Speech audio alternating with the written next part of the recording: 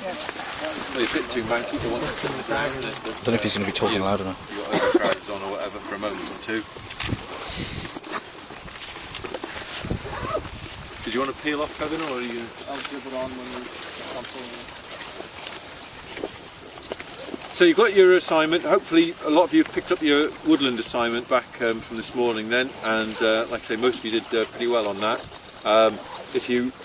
The graph is a very similar one here, so as long as you take on the comments on the graph there, you should be able to rack it up to 10 out of 10, which will boost your mark rapidly. And then with the bit of writing, which as I mentioned to you the other day in the lecture, to try and help you, I've put the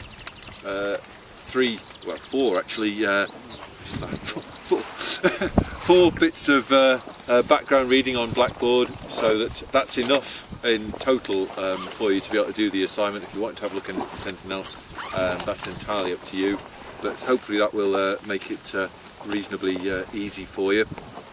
And by way of the submission, remember that you're submitting this one through Turnitin on Blackboard, so electronically, so you can submit that from home if you're not coming back in that reading week, or not coming back on that first Tuesday at 9 o'clock on that Tuesday morning through Blackboard e-submission. What else do we need to know by way of background? Nothing really to get us started. Okie doke. So we've come out today to have a look at 3 different grasslands. So this is going to be the first one, and in the same way that with the woodland we quantified, at least out in the field, 3 aspects of species richness in the woodland, and that was the number of species in the ground flora, in the shrub layer and in the canopy layer. Today instead we're going to do species richness again, but this time as sort of they're not quite taxonomic groupings, but as sort of life form groupings, if you like, of the ground flora, and they're quite commonly used by folks looking at vegetation that is sort of grassland vegetation in particular, and that is to split the flowering plants into the grasses and their reasonably close relatives, which are sedges, rushes, and a little group called wood rushes. Actually, you'll probably see no sedges or rushes during the visit, but you will see some wood rush. So the grasses and then the wood rush that we'll see at one of the sites, versus the other flowering plants, which are basically the broad-leaved weeds that you're seeing in this bit of grassland here, which go under the term of forbs, F-O-R-B-S, forbs. So it's not quite a sort of strict taxonomic breakdown, but it splits them usefully in terms of their sort of life history strategies and things like that. So it's quite often done in that way. And then the other group of plants that we'll note, again, probably just maybe one species of them here, if that, in your quadrat, will be mosses. But we will see more of them at some of the other sites. But again, you don't have to put the species names to them, just record how many of them there are. And then hopefully you've seen the feedback on your assignments and so on, and you will realise that again we just want a stacked graph for each site with mosses, forbs, grasses, okay, stacked up to give you your bar, and then on top of the bar species richness for the site. So if you can all hammer that one, that's 10 out of 10 to get you started, isn't it? Same as the... So stacked up like I indicated, those of you who didn't get it quite on with the woodland. Okie doke. So we've come out to this grassland first off, and clearly if you look at the West Wales landscape, then the vast majority of it, must be, I don't know, 90% as you look around you here, is made of grassland. Right? So extremely common, of course, in this part of the world. A little bit less so if you go a long way eastwards and you get into the arable lands. If you rise up into the hills, then you start to see the grasses being replaced by the slower growing dwarf shrubs like heather and a bit of bilberry and so on, as you head up towards the more sort of heather moorland tops. And as you come lower down, then the slightly steeper ground, the thinner soils and so on, occupied by banks of woodland on the steeper ground, or conifer plantations and so on, where the soils are thin. But by and large, this is a grass growing landscape. This is the way that the cultivate's managed, and the way that farmers make their money is by effectively converting grass into meat or milk or wool in this part of the world, either directly or sort of over a slow route, which costs a lot of these fields will be geared towards, which is producing a silage crop to see the livestock through the winter. When we look at that grassy landscape around us, we can see a sort of subtle difference between some of the fields and others of the fields. Particularly, I guess, if you look through between the trees here, compare the colour of the field where the bank steepened, where it returns to the point as we move along it, and compare it to the fields behind the tree there along the side of the river, and just have a look at the difference in, well, what can you see is an obvious difference manifests itself there. The colour is the colour. Why are the fields a different colour in those areas? Different. Yep, so they are greys probably rather differently, but in particular it's because of human input, isn't it, in the form of especially nitrogen fertiliser.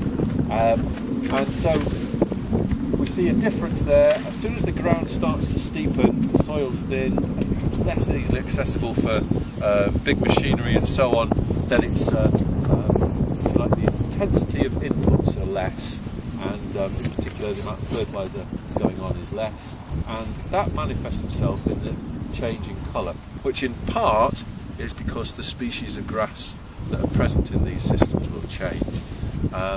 The vast majority of these very bright green fields, and particularly down in the valley bottom where the soils are deeper, then are this deeper, lush green, and it will become a sort of shinier green over the next few weeks as the grass grows further, and probably over a lot of those fields within the next 3 weeks or so, if the weather stays reasonably mild and damp, we might be getting the silage cut off them that soon. So a lot of them, particularly these lusher, brighter greens, use the silage application for grazing between 12 foot. On the steeper banks, it's less likely to cut the silage off. Now, some of you are from a farming background, and you will appreciate the answer to this question. Others of you, or this point if you like, others of you are not. And one of the things that we think about is how easy is it to produce this, like we stood on a grassland at this time. What have you got to do to get there? What would happen to it? The long grasses would grow. Yeah, and you might get a More meadow. successional change long term, and other species might come in and so on. What about the species mix that are present here at the moment? Okay, so it's certainly down to 2 or 3 species that we can see relatively easily. It's actually damn difficult to produce good quality grassland. There are competitions amongst farmers for who can produce the best, and they wouldn't have a competition if it wasn't difficult to do. It is all difficult to get to a highly productive, intensive grassland system. And it's worth remembering that, because for difficult you can also read expensive. And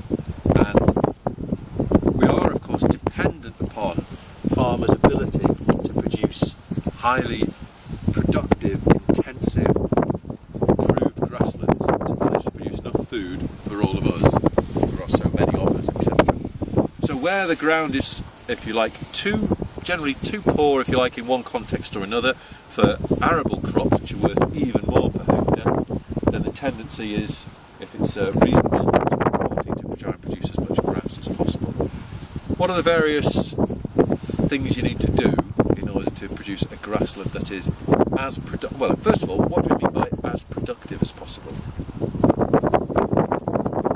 In the end, what we're talking about, you're quite right, that's a step on the way. How do we measure that productivity?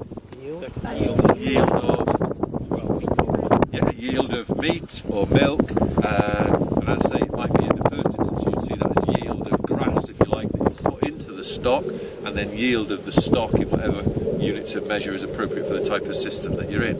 So, as productive as possible. So what steps do we take to get there? Well, perhaps the most obvious one is to pick the type of grass that you grow, isn't it? So the vast majority of these bright green fields that we see around us are dominated by one species of grass, my glamorous assistant, grassy graham. Steady. Flashes grass at you now. Hey! He might even let you stroke it if you're very good trip. That's tough. They're filming it as well. It'll be on YouTube tonight, Graham. Grass out. Graham on grass. Gone to grass.